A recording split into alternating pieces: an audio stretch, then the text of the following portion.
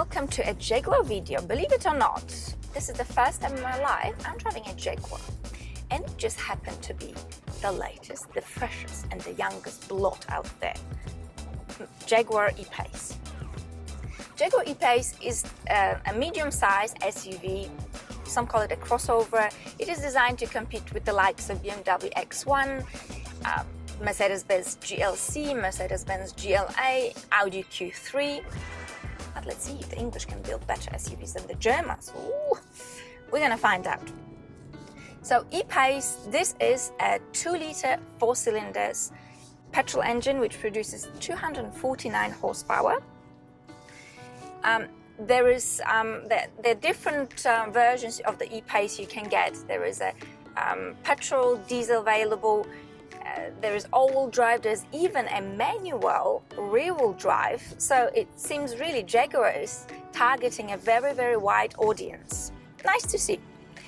E-Pace has got you can choose between 3 different versions. There is E-Pace, sort of the most basic, which starts from about just under 40,000 Swiss francs, more or less 40,000 US dollars. Then there is E-Pace R Dynamic, and then there is E-Pace First Edition. Well, I am on the top of my game because I'm driving the First Edition, of course. And this car starts from just under 73,000 Swiss francs / US dollars. It's a little bit of money, so is it worth it?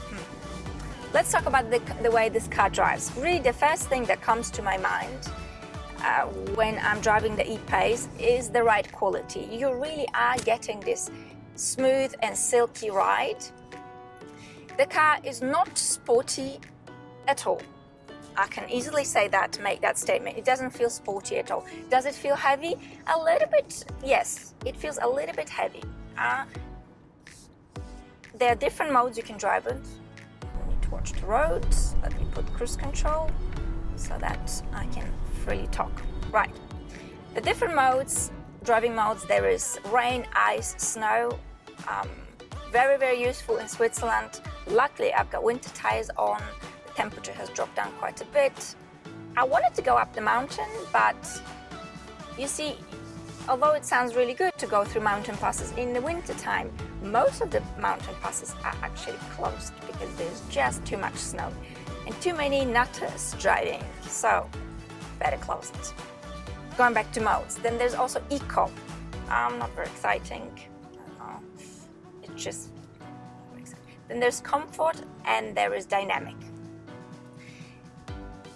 I can easily say that there is not much difference between the modes actually. You know, the Sport, sort of the Eco, yeah, I'm driving now on Eco. I put it to Comfort. The suspension stiffens up a little bit, I can feel it. Dynamic, even a little bit more, but there's not much going on between the modes. This is not the car which encourages you to put your foot down. In this car, you want to be cruising along, you know, calm, relax. It's also very quiet. You know, the suspension is soft, it's silky, it absorbs most of the bumps, but it's not as fluffy as Mercedes-Benz GLC, for example.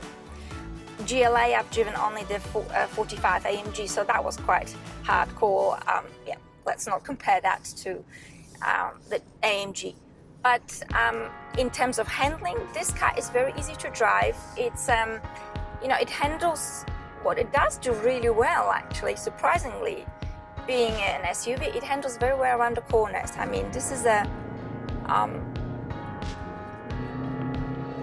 yeah, quite a nice ride, actually, on curvy roads. What you will get, however, when you rev up the engine is quite a bit of noise. So I'm in the Dynamic. Yep.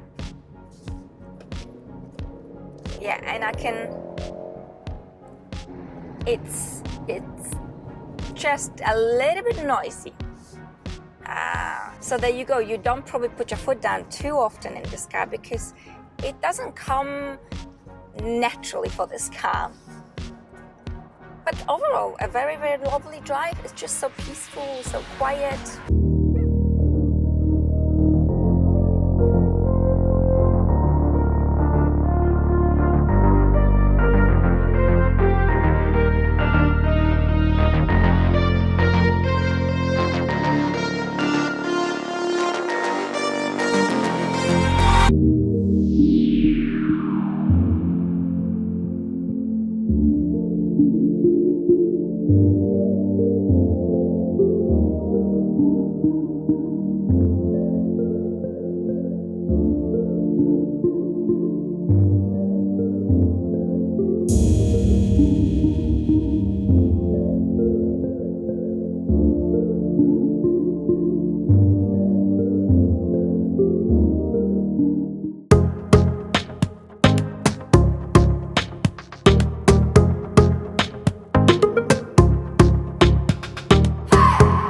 I was kidding myself. Now I know you don't love me, even though you said that you'd never leave me. Oh, but I know now I shouldn't trust a word that comes out of your mouth. I was kidding myself. Why did you have to turn into a liar? Now you're gone, right away from me. The interior of ePace is very pretty. You get the fairly good size of a touch screen. The menu itself is not complicated at all. I got my head around it very quickly. The quality of the materials and the finishing is very high. This is all, I believe, leather, nicely done. Red stitching adds a little bit of spice. But the red stitching, I believe, is only available in the first edition, which is the top of the range. Oh well, there you go. The steering wheel feels solid. It feels just so soft, and it makes your driving experience so much better. And the little things like a Jaguar pattern in here, how cute. But overall, the whole interior is just simple. It's uncluttered. It's modern and elegant at the same time. I do like it just the way interior should be. So well, Jack, there you go, you've done it. The gearbox of ePace is pretty good. Overall, it gives you this silky and smooth ride. This isn't the most dynamic, sporty gearbox out there, but it suits this car perfectly. What is great about ePace is the fuel consumption.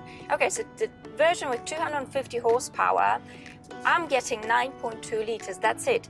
Been driving a bit through the city, motorways, curvy roads, a little bit up and down, and that's all it uses. Considering the size of this car, I mean, this is an incredible result, because this car is fairly big, it's spacious, it's also very practical, so very smart in terms of fuel consumption. But what do I think of Jaguar ePace overall? Can the English do it better than the Germans? Well, I think they can do equally as good, because this is such a lovely car. It's quirky, it's young and fresh. It's not sporty. It's it's a nice long distance cruiser. It's fairly okay for the city if you can do parking well. But overall, I do, for instance, like the GLC Coupe. I know a lot of people hate it and they will laugh at me and say, what is she talking about? But I do like it. But I think it gives you a little bit more of sort of freshness. It's just a nice injection, fresh little baby of Jaguar, and they've done very well. But you're just gonna have to find out for yourself and give it a bit of a test drive.